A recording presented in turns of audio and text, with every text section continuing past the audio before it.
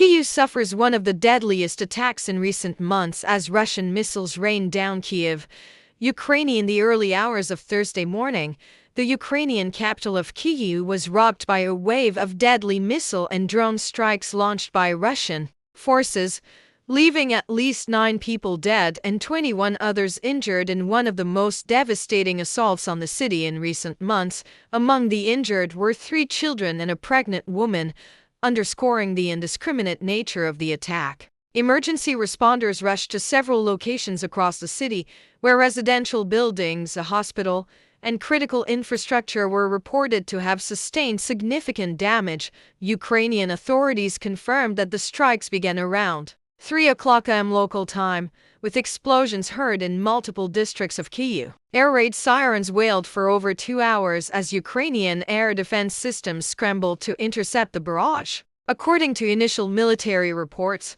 a combination of cruise missiles and Iranian-made Shahd drones were used in the attack, overwhelming some defensive positions. The timing and scale of the assault have drawn sharp condemnation both domestically and internationally. Ukrainian officials described the bombardment as a blatant escalation and a deliberate act of terror against civilians, especially poignant given that it comes 44 days after Ukraine publicly accepted a ceasefire proposal brokered by the United States, an initiative Russia has yet to formally acknowledge or respect.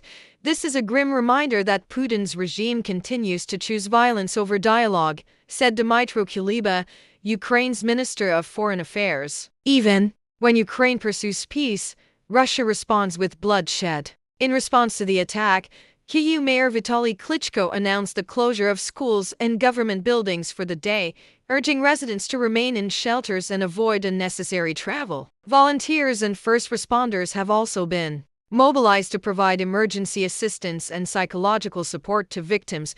The international community has reacted with outrage. The European Union and several NATO member states have reiterated their support for Ukraine, while calls for renewed sanctions and military aid have intensified. As the war drags on and the civilian toll mounts, Thursday's strike serves as a grim symbol of the continuing volatility of the conflict. For Kyiv's residents, it's another tragic chapter in a war that shows no sign of relenting despite growing global efforts to bring it to an end.